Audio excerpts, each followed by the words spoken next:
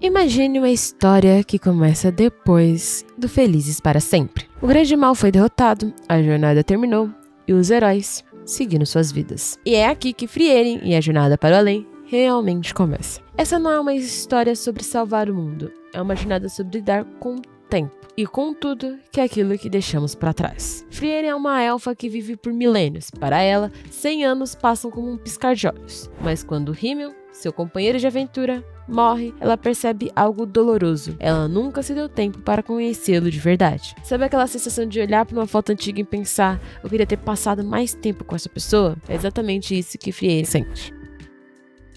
Movida por um arrependimento, ela decide refazer a mesma jornada épica de 10 anos que viveu no passado. Dessa vez, ao lado de novos companheiros. Fer, sua aprendiz séria e determinada, e Stark, um guerreiro forte, mas cheio de inseguranças. Só que o objetivo agora não é derrotar monstros, nem conquistar glória. É algo mais simples e muito mais profundo. Coletar memórias, buscar feitiços inúteis que só faria sentido para um velho amigo, estar em lugares comuns que ainda guardam ecos e risadas e despedidas. Nos próximos minutos, vamos mergulhar na primeira temporada que emocionou fãs do mundo inteiro e se preparar para a segunda, que vem agora em janeiro. Do adeus silencioso na ponte aos campos gelados do norte, onde Frieren aprende que magia mais poderosa não é um feitiço. É entender que cada momento é precioso, justamente porque eles não podem voltar. Seja bem-vindo a mais uma história sobre arrependimento e conexão humana. Bem-vindo à jornada que ensina a dizer até logo de verdade. A aventura de Frieren e a Jornada para o Além começa agora.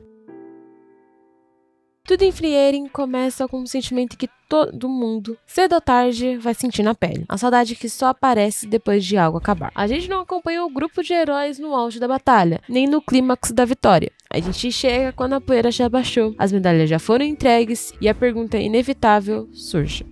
E agora? A primeira imagem que fica é essa. Os 4 heróis voltando para a capital, celebrados como lendas, mas com um olhar perdido. Porque salvar o mundo foi o propósito de vida deles por 10 anos. E quando isso acaba, sobra um vazio difícil de explicar. Himmel, o herói de cabelo prateado e pose de estátua, já começa a pensar em um trabalho comum. Uma vida simples. E Frieren, para ela, aquela década inteira de aventura foi algo breve, quase irrelevante. Tão passageiro que ela concorda com naturalidade, ao ponto até de doer. Quando Himmel comenta que a vida dela vai durar muito mais que a deles. O festival, a chuva de meteoros, a promessa de se encontrar dali 50 anos para ver o fenômeno de novo, tudo ali tem cheiro de despedida. É bonito, é melancólico e deixa claro que existe um desapasso cruel entre eles. Eles se separam daquela ponte com leveza de quem acha que vai se ver no próximo fim de semana. Mas para Frieren, esse próximo fim de semana leva 5 décadas. E então vem a primeira facada emocional, silenciosa e sem aviso. Quando Frieren retorna, a cidade mudou. E quando ela encontra Himmel, o impacto é devastador, justamente porque é contido. O herói jovem e vigoroso agora é um homem idoso, marcado pelo tempo. E Frieren permanece exatamente igual. A segunda jornada para ver a chuva de meteoros já não é sobre o céu, é sobre Himmel, frágil, agradecendo por uma última aventura maravilhosa. A morte dele não é grandiosa, é íntima, é quieta. E no funeral, a dor finalmente alcança Frieren. As pessoas cochicham chamando-a de fria por não chorar, mas quando ela se despede sozinha diante do túmulo, as lágrimas vêm, junto com a frase que define toda a série. Eu devia ter prestado mais atenção nele. Não é um herói que ela perdeu, é um amigo. A pessoa cuja essência escorreu pelos dedos enquanto ela achava que tinha tempo infinito. Esse arrependimento silencioso é o motor da história. Frieren decide entender os humanos, essa espécie tão breve e tão intensa. E o destino, ou talvez o padre muito esperto, coloca isso em movimento. Reiter, agora velho, apresenta a ela uma jovem órfã chamada Fer. Ele pede que Frieren decifre um grimório de imortalidade, um trabalho que levaria anos. E sugere, quase como um que não quer nada, que ela ensine um pouco de magia à garota nesse meio tempo. Fer é o oposto de Frieren, uma criança fechada, marcada pela guerra, que só quer não ser um peso pra ninguém. Seu treinamento solitário tentando atingir uma rocha distante com magia não é sobre poder, é sobre cumprir uma promessa, é sobre justificar a própria sobrevivência. E quando, após anos de esforço,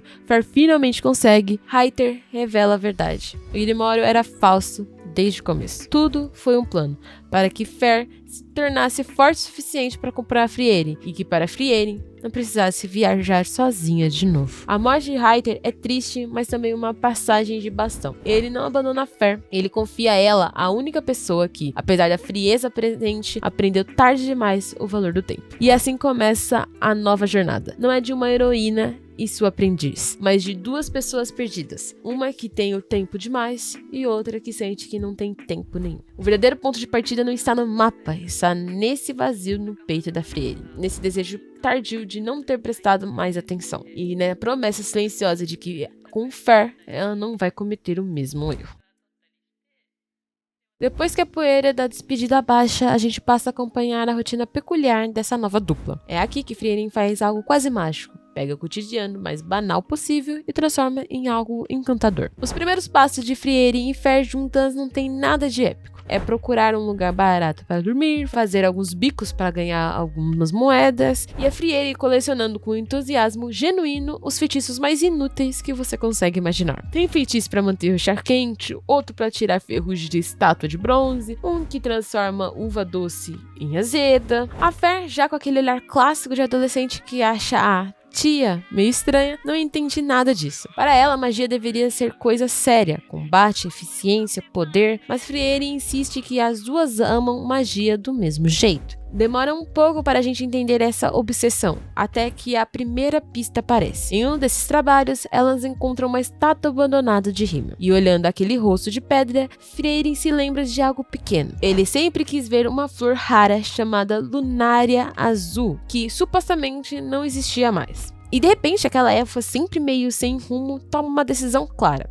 Ela vai procurar essa flor. Passam-se 6 meses. 6 meses em uma busca aparentemente sem sentido, com a Fer cada vez mais impaciente. Até a herbalista que as contratou entrega um saco de sementes para a Fer e diz algo crucial. Você precisa falar para ela o que sente. Ela vê o mundo de um jeito muito diferente da gente. Essa conversa entre as duas é um divisor de água. A Fer pergunta frustrada por que a Friere desperdiça tanto tempo com isso. E a resposta vem simples e devastadora. É só um hobby que um idiota uma vez elogiou. Então, o flashback entra. A gente vê Friere usando um daqueles, entre aspas, grandes aspas, feitiços inúteis, criando um campo de flores durante uma pausa da antiga jornada. E vê o Himmel, todo pomposo, todo heróico, olhando encantado com um sorriso genuíno, dizendo que aquilo é incrível. Nesse momento, tudo se encaixa. A coleção de feitiços nunca foi sobre magia, é sobre memórias. É sobre guardar em cada fragmento de mana o eco de um elogio, de um instante de feitiços compartilhados com alguém que não está mais ali. A busca termina num lugar mais improvável, no topo de uma torre, onde um ratinho semente levou as sementes. E lá estava,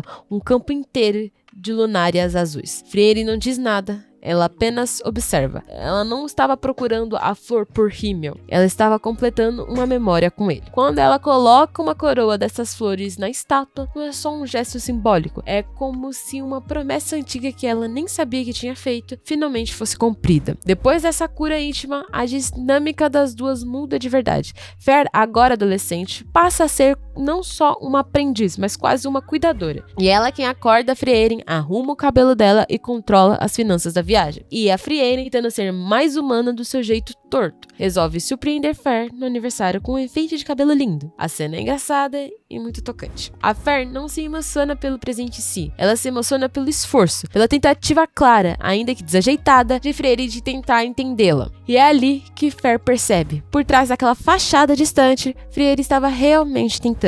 E é essa dupla que enfrenta o primeiro perigo real juntas. O demônio qual? O sábio ancião da corrupção, qual foi selado 80 anos atrás porque era o criador de Zoltrak, um feitiço mortal que ninguém conseguia deter. A expectativa é de um confronto épico contra uma magia ancestral, mas quando a batalha começa, Fer bloqueia o Zoltrak com total naturalidade. E Friere explica com um leve sarcasmo élfico. 80 anos são muito tempo para os humanos. Eles estudaram, analisaram, e hoje o Zoltrak é só um feitiço ofensivo comum, matéria de livro didático. E essa história não é sobre poder, é sobre processo. É sobre como o tempo muda completamente o significado das coisas. E também é a confiança definitiva para Fer. A mestra que coleciona feitiços para fazer é uma das magas mais perigosas do mundo. A jornada então ganha um novo objetivo. Ao visitar Aizen, o velho guerreiro anão, eles descobrem um último pedido de Reiter, que Friere vá até Aureolia, a terra onde as almas descansam, para falar com Himmel. Para isso, ela precisa refazer a jornada de 10 anos até o extremo norte, e Arjen sugere que ela leve um guerreiro consigo, o seu aprendiz, Stark. Stark é a desconstrução perfeita do guerreiro clássico. Ele é forte e completamente covarde. Treinou anos sob Aizen, mas congelou de medo ao enfrentar um dragão pela primeira vez. A vila o trata como herói porque ele, tremendo, se colocou entre o dragão e as pessoas, e o monstro simplesmente foi embora. O problema é o que Stark sabe. Ele se sente uma fraude. Quando Frieren e Fer o encontram, ele está cavando um penhasco à noite, em segredo, tentando se preparar para um confronto que acha que nunca terá coragem de enfrentar. Fer já quer procurar outro guerreiro, mas Frieren vê algo diferente. Ela vê o mesmo tremor nas mãos que Aizen tinha, um medo que não paralisa, mas empurra para frente. O confronto com o Dragão Solar não é uma batalha épica, é uma terapia de exposição. Stark enfrenta o monstro aterrorizado, mas os seus anos de treino falaram mais alto. Com um único golpe, desesperado, ele derrota a criatura. Sem perceber, grita pela ajuda de Frieren, e a Frieren, observando de longe, comenta com frieza: já está morto. O dragão que aterrorizava a região cai diante de um garoto assustado que finalmente deu o primeiro passo. A recompensa de Frieren: roubar do ninho do dragão Glemório que ela queria. Um feitiço para ver através das sopas, porque algumas coisas nunca mudam. E assim nasce o novo grupo de herói. Uma elfa arrependida, uma humana exterminada e um guerreiro que treme. Eles partem para o norte não como lendas, mas como 3 pessoas quebradas de maneiras diferentes. A jornada física começa agora, mas a jornada emocional, de confiança, medo e conexão, vai definir quem eles realmente são. Eles não são um grupo lendário do passado, são algo mais frágil, mais real, e justamente por isso, talvez ainda mais heróico. A chegada ao norte é como atravessar uma fronteira invisível. É como entrar em outro mundo, dentro do próprio mundo de Frieren. O clima muda, literalmente, com um frio constante, e simbolicamente, com algo muito mais pesado no ar. Até então, os demônios eram quase uma memória distante, relíquias de um passado heróico, derrotando juntos o Rei Demônio. Mas nas terras do norte, eles não são lenda, eles estão vivos, presentes e continuam sendo uma ameaça real. E é aqui que Frieren faz uma das suas jogadas mais ousadas, mais filosóficas. A série redefine completamente o que significa ser um demônio, porque ela rejeita a ideia de simples monstros malignos movidos por uma pura maldade. A explicação que surge é muito mais assustadora, justamente porque ela pode ser lógica. Em um flashback brutal, vemos o antigo grupo de heróis encontrando um demônio criança ferido. Ele chora, chama pela mãe. Himmel hesita, talvez exista redenção, talvez ainda haja humanidade ali. O líder da vila decide poupá-lo. Afinal, sem compaixão, eles não seriam melhores que os monstros. O tempo passa, o demônio parece se integrar,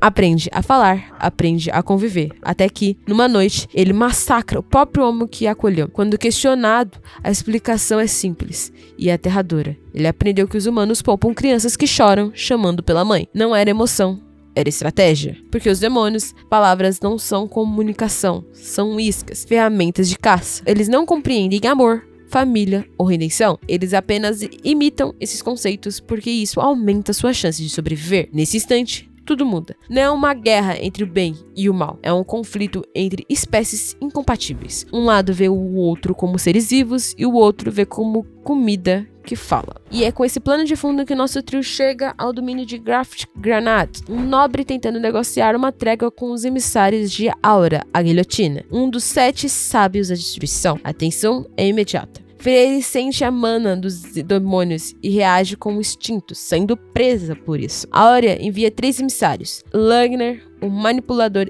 eloquente, Line, a imitadora silenciosa, e Drast, o carrasco impulsivo. Enquanto Lugner engana o Graft com palavras cuidadosamente escolhidas, Drahet decide eliminar Frieren na calada da noite na masmorra. O que acontece ali é um dos momentos mais frios da série. Drahet tenta enforcar Frieren com seus fios mágicos impenetráveis.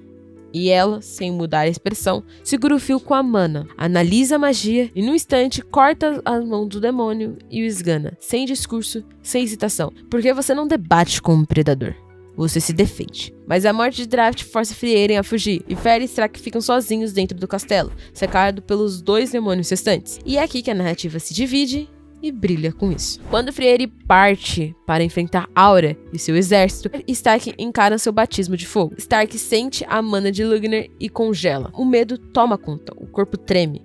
Fer, ao contrário, fica quieta, observa, calcula. Ela não é destemida, ela é focada. Stark enfrenta Line, que copia perfeitamente as técnicas de Aizen. Cada golpe dela carrega o peso da figura que Stark mais respeita e teme.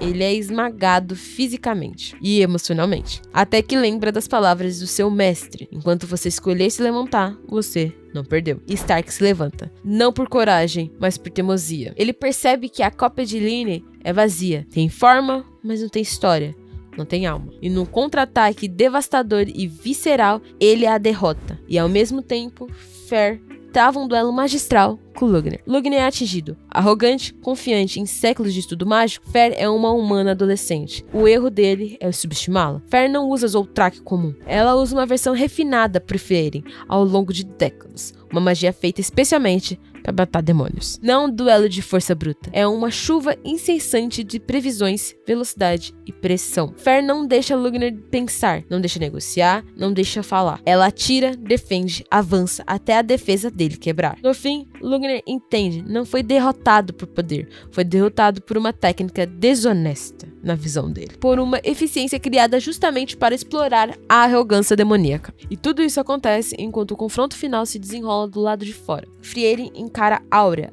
a guilhotina e seu exército de cavaleiros decapitados, controlados pela magia suprema Alzerles, a balança da obediência. O feitiço compara a mana, que tem menos, perde a liberdade. Para Áurea, que acumulou mana por mais de 500 anos, é uma vitória garantida. Ela lança o feitiço, a balança se move, para e começa a pender para o lado de Frieren. O desespero toma o rosto de Áurea, e Frieren explica com uma calma aterradora. Ela não tem 500 anos de mana, ela tem mais de 1000. E durante quase toda a vida, seguindo os ensinamentos de Flame, ela suprimiu a mana. Não para parecer fraca, mas para tomar isso sua natureza. Para enganar os demônios exatamente como Áurea. É uma vitória construída ao longo de séculos, feita de paciência, de sacrifício, de planejamento a longo prazo, algo que um demônio jamais conseguiria conceber. A Áurea é forçada pela própria balança a obedecer à última ordem de Frieren: mate a si mesma. E ela obedece. Essa sequência não é só um arco de batalha, é a confirmação total da tese de Frieren sobre os demônios. Lugner cai pela arrogância, Linney pela falta de alma e Áurea pela incapacidade de pensar além do poder imediato. Não são vitórias gloriosas, são vitórias silenciosas, pensativas. Porque em Frieren, matar o monstro não é um triunfo do bem sobre o mal. É muitas vezes apenas o fim inevitável de um predador que nunca teve a chance de ser outra coisa. Com a queda de Áurea, o grupo finalmente consegue respirar, mas o norte ainda está longe de ser um lugar seguro. E mais do que um novo perigo, eles reservam desafios pessoais. A jornada fica mais silenciosa, mais íntima. Nesse clima, eles encontram Kraft, um monge élfico tão antigo quanto as próprias montanhas. Alguém que passou 300 anos sem ver outro de sua espécie. O encontro é melancólico. Kraft vive uma devoção tranquila, em paz com a passagem do tempo. E numa conversa serena sobre a neve, ele faz uma pergunta simples para Frieren: se ela tem alguém cujas memórias ainda a honram. Frieren pensa em Hayter e responde que sim. Não é uma conversa longa, é um momento de compreensão silenciosa entre dois seres eternos. Um que encontrou sentido na fé e outro que está aprendendo a encontrá-los nas pessoas que passaram por sua vida. Pouco depois, o grupo se despede de Sen. Não falei muito sobre ele, porque a passagem dele é mais de apaziguação. Ele ajuda a tranquilizar e harmonizar, transmitir os sentimentos de Frieren para Stark e Fer, que são dois adolescentes que ela não sabe muito bem lidar. Mas a passagem dele é bem breve, mas muito impactante, bem impactante. Mas eu não dei muito foco porque é bem mais tranquilo. Posso fazer depois com mais detalhes, mas saibam que ele passa brevemente pelo grupo, ele fica por um período no grupo e ele serve muito mais como um apoio para Frieren entender um pouco mais tanto o Stark quanto a Fer. Ele decide seguir seu próprio caminho em busca de um amigo que deixou para trás. A despedida é rápida, sem drama. Frieren apenas comenta que, como adulto, ele ficará bem. Existe tristeza ali, mas também maturidade. Nem toda jornada é para sempre. O trio segue em frente, mais exausto e mais unido. E é assim que eles chegam em Albest, o grande centro de conhecimento mágico do norte, o objetivo é claro: para atravessar o perigoso Planalto Norte rumo a Aurelion, eles precisam de um mago de primeira classe no grupo. Fer deveria fazer o exame sozinha, mas se recusa, e praticamente arrastando Frieren claramente desinteressada para se inscrever também. O que se segue é um dos arcos mais diferentes e deliciosos da temporada, o exame de magos de primeira classe. Mas tudo em Frieren não é um torneio comum. A série apresenta uma galeria de novos personagens marcantes, cada um com sua própria visão sobre a magia. Um ex-mago imperial pragmático, movido por um motivo íntimo ligado à esposa falecida. Ibel, o capitão do norte que vê a magia apenas como ferramenta de guerra. Ubel, imprevisível e perigosa, que corta tudo aquilo que acredita poder cortar. Lawaine e Kaine, duas amigas briguentas cuja sincronia em combate é perfeita. O exame, no fundo, é um teste de caráter disfarçado de prova técnica. Na primeira fase, os candidatos precisam capturar um pássaro mágico quase indetectável, trabalhando em grupos aleatórios. Frieren acaba ao lado de Elaine e Kaine e o contraste é imediato. O plano de Frieren é brilhante na sua simplicidade: congelar o único lago da região para forçar as aves a buscar fontes menores, encher todas as fontes menores, menos uma, de mana. E nessa única fonte pura, ela se esconde, com a mana completamente suprimida, esperando, pacientemente, como só uma elfa consegue esperar. E a estratégia funciona, mas chama a atenção demais. E o teste vira um verdadeiro campo de batalha, onde o grupo de Frieren e de Far saem vencedores. A segunda fase é ainda mais cruel: explorar as ruínas da tumba do rei, uma masmorra inexplorada. Lá dentro, um monstro antigo, o Spingel, cria réplicas perfeitas dos invasores. Para avançar, os magos precisam lutar contra si mesmo ou contra cópias dos aliados mais fortes. O ápice acontece quando o grupo encontra o pior inimigo possível, o clone de Frieren. A batalha é um espetáculo tático. Eles descobrem a única falha de supressão de mana na Frieren real, uma abertura de fração de segundos quando ela conjura magia. O plano é simples e arriscado. Enquanto Deccan, Method e Richard e os outros seguram as cópias, Fer fica escondida esperando um único movimento, um disparo, um Zoltrak decisiva. A luta entre Frieren e seu espelho é uma dança destrutiva de feitiços ancestrais. Quando a abertura surge, Fer ataca. Mesmo ferido, o clone revida com o ápice da magia, arremessando Fer contra a parede. Mas já é tarde. A cópia cai. A fase final, porém, não envolve combate. É uma entrevista com Ciri, a fundadora da Associação Mágica, uma elfa ainda mais antiga que Frieren e a personificação viva do orgulho mágico. Ciri despreza a magia moderna, que considera fraca e diluída. Ela reprova candidatos apenas por falta de ambição. Quando Frieren se apresenta, a pergunta é direta: qual a sua magia favorita? A magia que cria um campo de flores. Ciri a reprova na hora, mas Frieren explica calmamente aquele feitiço considerado inútil, ensinado pela sua mestra Flame, e o motivo pelo qual Himmel a escolheu. Então, ela faz uma previsão: Ciri não será capaz de reprovar Fer, e está certa. Fer entra e percebe uma falha na mana de Ciri, algo raríssimo, e quando recebe a oferta para tornar-se aprendida a maior maga do mundo, recusa. Acontece que eu sou aprendiz da senhorita Frieren. É o maior reconhecimento possível. Fer passa no exame. Eu, como privilégio, escolho um feitiço lendário, o de limpeza, para lavar roupa com mais facilidade durante a viagem. Ciri fica furiosa, mas a mensagem é clara. Para essa nova geração, a magia não está na grandiosidade, está na utilidade, no cuidado e na vida compartilhada. O exame termina sem uma grande batalha final, mas com algo mais poderoso: a confiança silenciosa de valores. Frieren sai sem título, banida da associação por 1000 anos, mas vitoriosa. Ela viu sua aluna florescer, viu seu legado feito de memórias e pequenas magias ser validado, e agora, finalmente, o caminho para Aureole e para Himmel está aberto. Claro que eu deixei algumas coisas de fora, não entreguei tudo, porque eu acho que compensa muito você ir lá ver essa temporada pra se preparar de fato pra segunda temporada que vem. Então eu dei só uma passada por cima, não citei todos os personagens pra você ter sim as suas surpresas. Vale a pena ir lá assistir.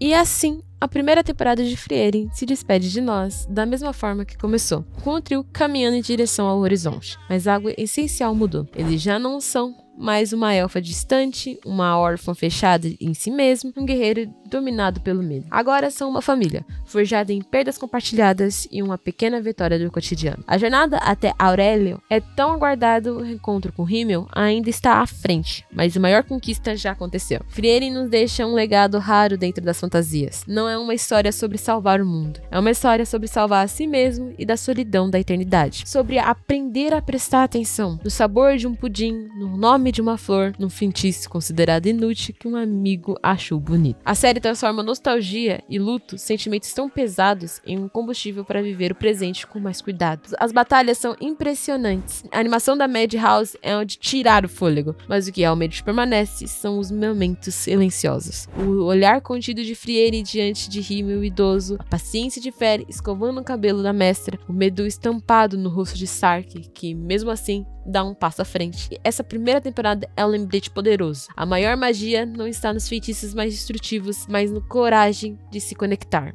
de cuidar e de lembrar, mesmo sabendo que toda a história um dia termina em uma despedida, é um começo perfeito, não de uma grande aventura épica, mas de uma profunda lição de humanidade, e dada por uma elfa e 2 humanos. E a melhor parte, a jornada deles e a nossa junto com eles está apenas começando. Um beijo para quem assistiu até aqui, curta e compartilha, e até mais.